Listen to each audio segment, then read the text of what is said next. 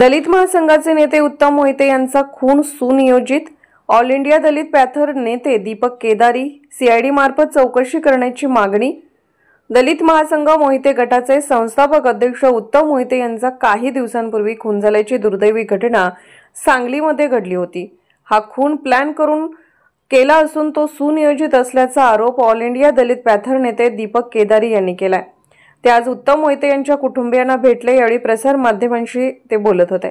यावेळी शिवसेना नेते महेंद्र चंडाळे, माजी नगरसेवक वीरेंद्र थोरात, उत्तम मोहिते यांचे बंधू सतीश मोहिते, आसिफ बाबा, टिपू पटवेगार, प्रशांत केदार अलीसह इतर अनेक मान्यवर उपस्थित होते। दलित महासंघाचे दलित नेते उत्तम मोहिते हे एक लढवा आणि जहाल व्यक्तिमत्व होते। त्यांनी अनेक आंदोलनं केले, जवळपास हजाराच्या वर आंदोलनं केलेले। वेगवेगळे आंदोलन करणे ही त्यांची ओळख होती।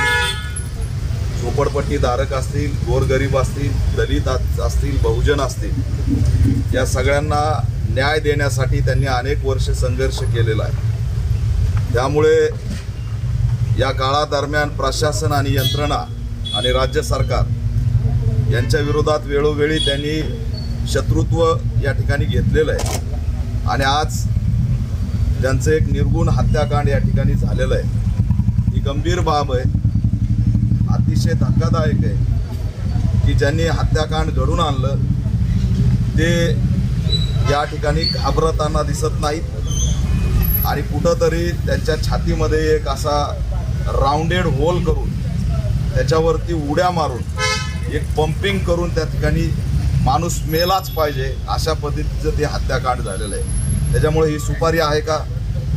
आरोपीचे VDR CDR कुठे आहेत? त्या ठिकाणी याच्यात SIT CID ची मागणी आम्ही करतोय।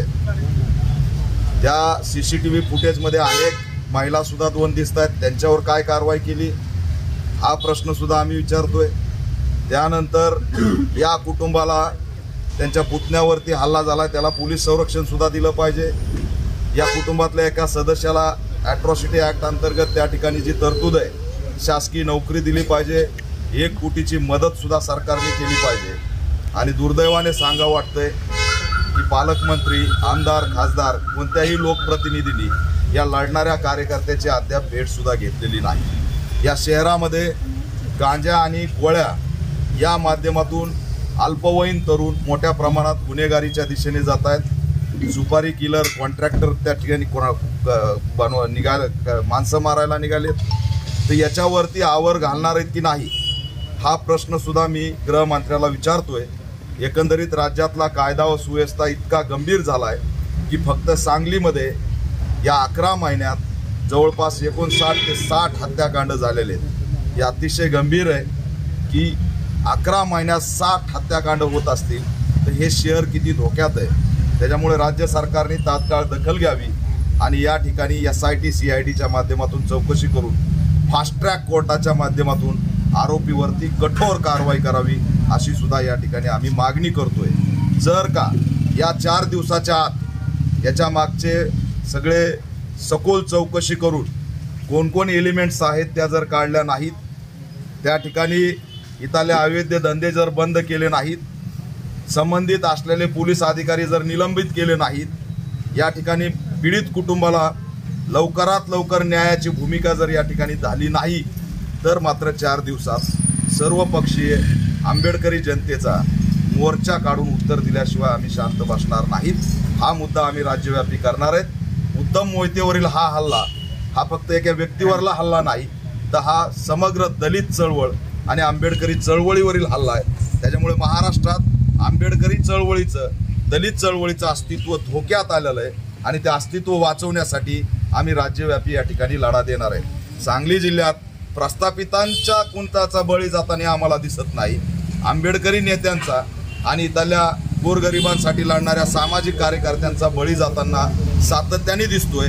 निवडणुकीच्या तोंडावर झालेलं हे हत्याकांड याला मी राजकीय हत्या आहे असं समजतो आणि राजकीय हत्येच्या दिशेने पोलिसांनी तपास करावा अशी सुद्धा मागणी करतो। पोलिसांनी आता आरोपी सगळी ताब्यात घेतली नाही, सुरुवातीपासूनच पहिल्या दिवसापासून हे प्रकरण दडपण्याचा प्रयत्न केला जातोय। म्हणून आम्ही मागणी करतोय की तुम्ही मुळशी पॅटर्नचा डायलॉग लावून उत्तम मोहितेचं प्रकरण संपू शकत नाहीत. हा मुळशी पॅटर्नचा डायलॉग दिशाभूल करणारा डायलॉग आहे. वाढदिवस होता, लोक आले हल्ला करून गेले, एवढ्या पुरतं मर्यादित नाही. सगळे आरोपी धरले, प्रकरण संपलं, एवढ्या पुरतं मर्यादित नाही. हे बळ आलं कुठून? चेहऱ्यावर भयभीत कुणी नाहीत. त्या ठिकाणी असणारं छातीवर उड्या मारू मारू मारायला लागलेत. माणूस मेलाय का नाही हे कन्फर्म करायला लागलेत. हे एवढं सोपं वाटलं? हे कुणासाठी करतात काम? याचा शोध लागला पाहिजे. हा तपास संपलेला नाही. आता जे सांगितलं की VDR CDR सगळे पाळेमुळं समोर मांडले पाहिजेत आणि स्वतः गृहमंत्र्यांनी निवेदन केलं पाहिजे. मातंग समाजाचं मतदान लागतं. मातंग समाजाचं वज्रमुठीत हिंदुत्व म्हणून म्हणता आणि मातंग समाजाचा नेता मारलाय तर पालकमंत्री सुद्धा भेटायला येत नाही. त्यांच्या कुटुंबामध्ये एक लहान लेकरू आहे, त्यांना त्याच्या डोक्यावर हात फिरवा वाटत नाही. हे गंभीर आहे. आज राहिलेल्या माणसांनी सुद्धा आत्महत्या करायचे का? हे चालणार नाही. हे अतिशय सुनियोजितपणे पहिल्या दिवसापासून प्रकरण संपवण्याचं षडयंत्र आम्हाला एकंदरीत दिसतंय. त्याच्यामुळे पोलिसांनी स्टेटमेंट असे करू नयेत, सखोल चौकशी करावी, प्रकरण संपू देऊ नये. जोपर्यंत प्रकरण बाहेर येत नाही तोपर्यंत आमचा या ठिकाणी लढा सुरू राहणार आहे. कायम आम्ही एक मोठ्या वकिलाच्या माध्यमातून सुद्धा या ठिकाणी आम्ही त्या ठिकाणी ताकद उभी करणार आहे.